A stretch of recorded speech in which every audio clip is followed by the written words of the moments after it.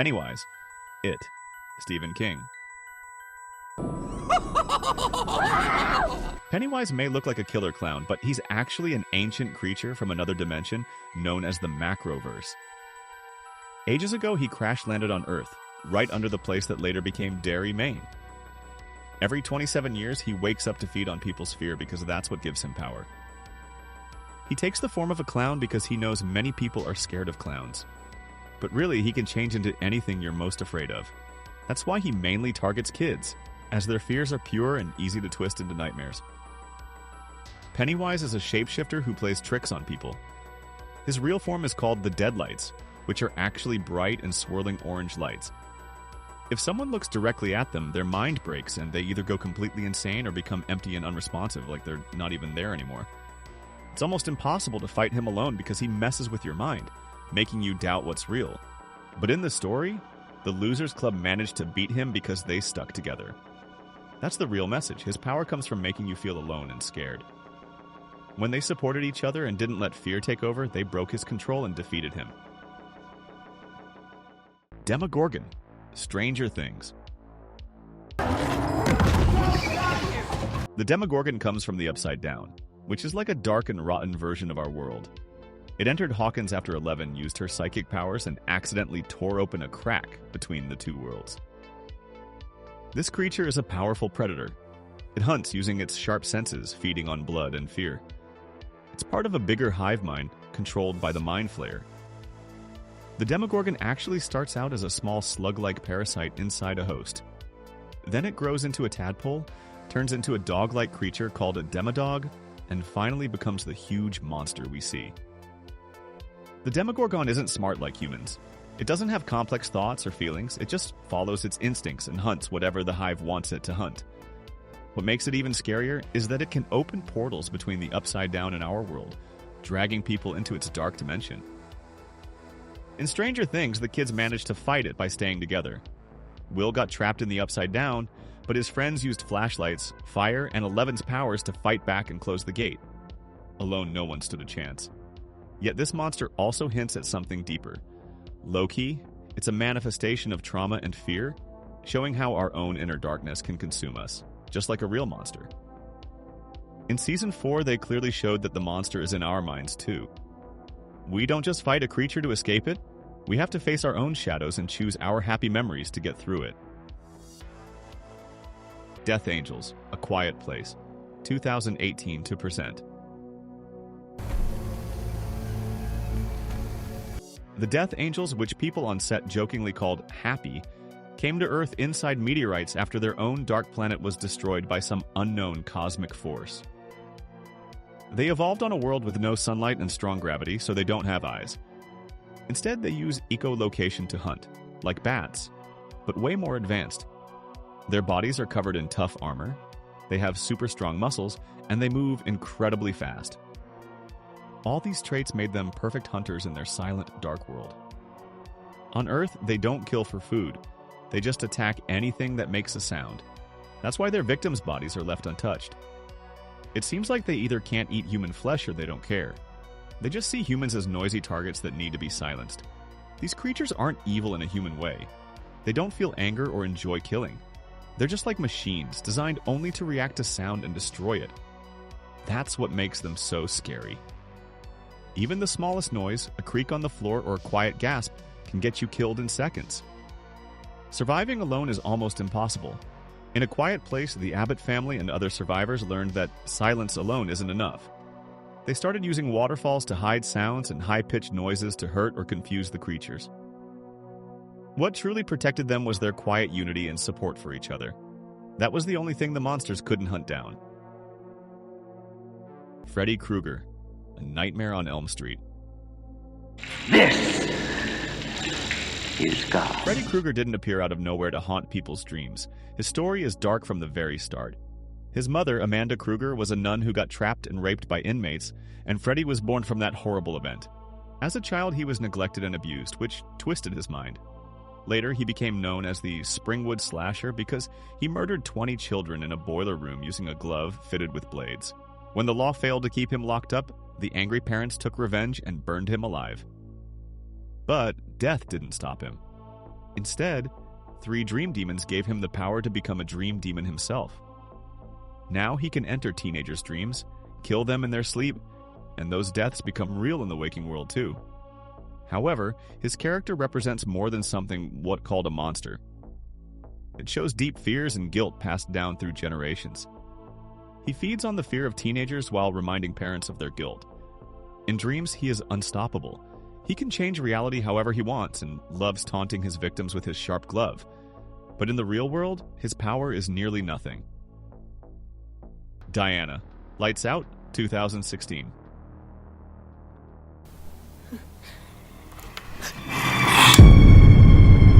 Diana Walter was a girl with a rare condition called xeroderma pigmentosum, which made any exposure to light incredibly painful. Over time, the isolation and suffering twisted her mind. By the age of 13, she had manipulated her own father into taking his own life. After that, Diana was sent to a mental institution, where she met a lonely, depressed teenager named Sophie Lloyd. The two became close, but not in a healthy way. Diana grew obsessively attached, even going so far as to break Sophie's fingers just to stop her from leaving. Doctors tried an experimental light therapy to cure Diana, but it went horribly wrong. Her body was destroyed, turned to ash, but somehow her spirit survived by attaching itself to Sophie. From that point on, Diana lived in Sophie's shadow, feeding off her pain and mental illness. Diana isn't your typical ghost.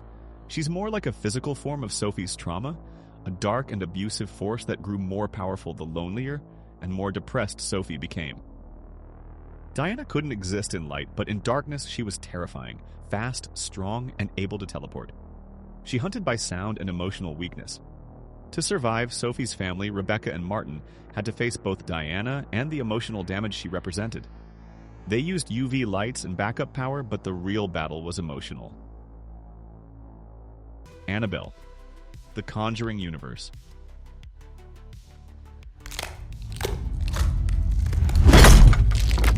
Annabelle started out as a simple Raggedy Ann doll given in 1970 to 2 college graduates Donna and Angie. But soon after, the doll began moving on its own and leaving creepy little notes that said things like, "Help us." Disturbed, the girls reached out to Ed and Lorraine Warren for help. A medium told them the doll was inhabited by the spirit of a 7-year-old girl named Annabelle Higgins, but the Warrens believed it was actually something far more dangerous. A demon pretending to be a child, trying to find a human body to possess. The demon used the doll like a tool, creating chaos and fear. People reported violent poltergeist activity, strange accidents, and even attempts at strangling. Holy water only worked for a short time. While the Warrens were transporting the doll, their car brakes failed. Others who mocked the doll reportedly ended up seriously hurt, or worse. Mentally, Annabelle doesn't act like a mischievous haunted toy. She's cold, calculating, and feeds on fear. The horror she brings feels almost clinical, using quiet manipulation, emotional isolation, and growing terror to wear people down. Fighting her is all about staying mentally strong and spiritually protected. People like the Warrens and Mia in the movies survived because they didn't give in to fear. Instead, they relied on faith and locked the doll away in a specially blessed case. And the scariest part is that the real Annabelle is still around. She's locked inside a glass case at the Warrens Occult Museum and is believed to be one of the most dangerous objects in the world. Calyx. Truth or Dare, 2018. Calyx is an ancient demon that was released from a sealed pot hidden in an abandoned church in Mexico. Years earlier, a group of nuns had summoned him in a desperate attempt to take revenge on a priest who had abused them. But things quickly went wrong when Calyx turned on everyone, killing them all. One nun managed to stop him by cutting out her own tongue and trapping his spirit in a vessel. Decades later, a woman named Sam accidentally sets him free. Calyx hijacks a game of Truth or Dare during a bachelor party, turning it deadly. The rules are brutal. If someone refuses a dare or lies during a truth, they either get hurt or die. His creepy smirk and glowing red eyes show who he's taking control of. Mentally, Calyx is a manipulative trickster. He feeds on guilt, chaos, and broken trust. He pushes people to reveal their darkest secrets, forces them into disturbing dares, and tears apart friendships from the inside out. What makes Calyx especially dangerous is how perfectly he twists the rules. He traps people in a cycle where isolation feels like the only outcome. The only way to survive is to pass the curse on to someone else. In the movie, Olivia and Marky manage to break his grip. Instead of playing along, they outsmart him by figuring out that adding more players delays his ability to kill. Then, they record a video and post it online, turning Calyx into a viral spirit stuck in limbo forever. Chucky, Child's Play, 1988. You're dead. Charles Lee Ray wasn't always a doll. He was a well-known serial killer who, after getting shot by police in a toy store, used a voodoo ritual to transfer his soul into a good guy doll to avoid dying. That desperate move turned him into Chucky, which is a small plastic body with the same twisted personality and love for violence. From there, he set his sights on a young boy named Andy Barkley, who was the first person Chucky revealed his true identity to. Psychologically, Chucky is violent, cold, manipulative, and completely lacks empathy. He shows clear signs of antisocial personality disorder, mixed with a creepy charm that lets him trick both kids and adults. What made him especially terrifying was the way he turned something safe and familiar, like a child's favorite toy, into a deadly, evil threat. Fighting Chucky is all about emotional strength. For Andy, surviving meant facing deep fear and trauma. Every time he was separated from people he trusted or left alone in the dark, he felt that terror all over again. The scariest part was convincing others that a doll could actually be dangerous. But Andy wasn't alone. His mom, Karen, and Detective Norris believed him and stood by him. That support helped them defeat Chucky by destroying his heart. Chucky really took the innocence of childhood and turned it into a weapon. And honestly, the real message is that his control fades once you stop doubting yourself and start standing together with the people who believe in you. You just saw the monsters you could never outrun, outfight, or outsmart. Now meet the villains who couldn't scare a houseplant. Fiction's weakest villains explained in only 10 minutes. Click now.